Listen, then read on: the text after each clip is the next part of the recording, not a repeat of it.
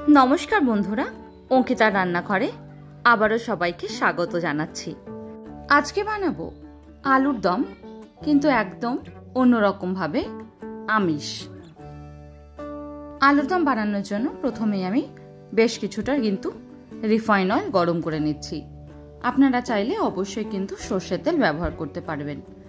एबार सेদ্ধ करे नेওয়া आलुगुलोके दिये दिচ্ছি। खूब भालोभाবে एबार नेড়ে চেড়ে বেশ লাল লাল করে কিন্তু আলুগুলোকে ভেজে নেব। গ্যাসের ফ্লেমটাকে মিডিয়াম টু হাইতে করে রাখলেও কোনো অসুবিধা নেই, শুধু বারবার কিন্তু নাড়তে থাকতে হবে।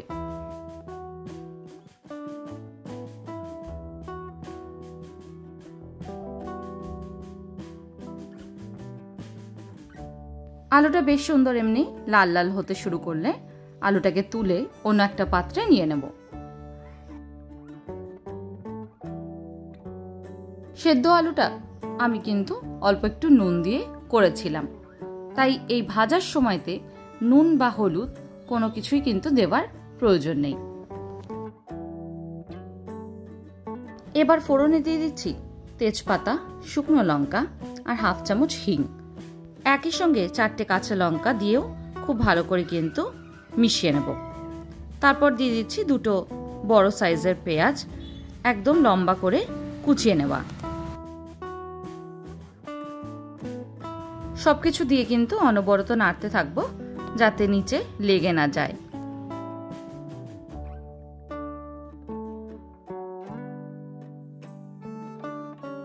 পেঁয়াজটা নরম হয়ে আসলে দিয়ে দিচ্ছি 1 চামচ আদা বাটা। আদা বাটাটা দিয়েও খুব ভালো করে একবার নেড়ে মিশিয়ে নেব।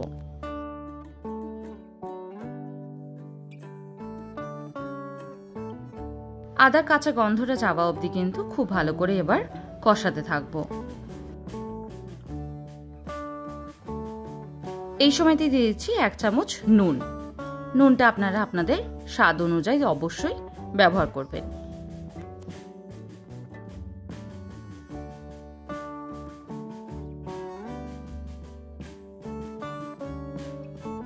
আদার কাঁচা গন্ধটা চলে গেছে, এবার দিয়ে দিচ্ছি একটা বড় সাইজের টমেটো, একদম মিহি করে কুচিয়ে নেওয়া।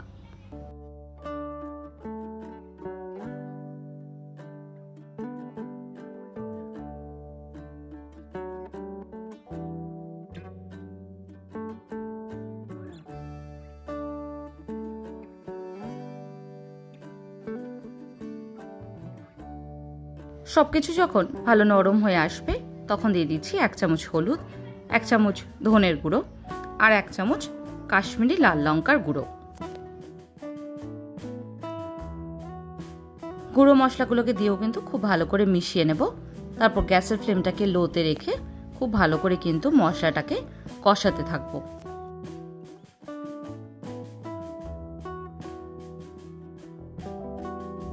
মশলাটা ভালো করে কষানো হয়ে গেছে, এবার দিয়ে দিচ্ছি আগের থেকে ভেজে রাখা আলুগুলো। আলুটাকেও দিয়ে কিন্তু খুব ভালো করে একবার মিশিয়ে নেব।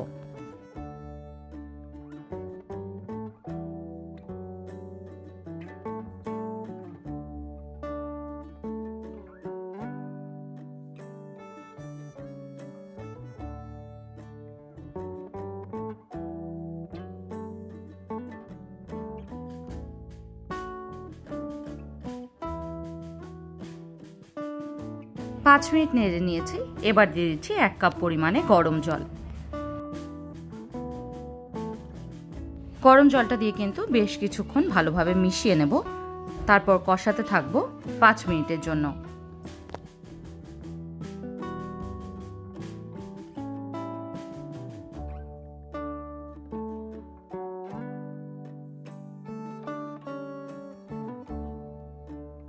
দেখুন ঝোলটা কিন্তু ফুটতে শুরু করে দিয়েছে। যেহেতু একটু গামাখা আলু কষা বানাচ্ছি, সেই জন্য কিন্তু জলটা মরা অবধি অপেক্ষা করব। জলটা শুকিয়ে গেছে, এবার দিয়ে দিচ্ছি 1 চামচ গরম মশলার গুঁড়ো আর হাফ চামচ ঘি। ঘি আর গরম মশলাটা দিয়ে কিন্তু একবার খুব ভালো করে নেড়ে নেব 1 মিনিটের মতন। একঘেয়ে মাছ মাংস ডিম খেতে না ভালো লাগলে এইভাবে কষা আলুর দম বানিয়ে একবার দেখুন। রুটি, পরোটা, লুচি বা ভাত যে কোনো কিছুর সাথে কিন্তু অসাধারণ লাগে। আজকের মতন এইটুকুই। ভালো থাকবেন, সুস্থ থাকবেন। ধন্যবাদ।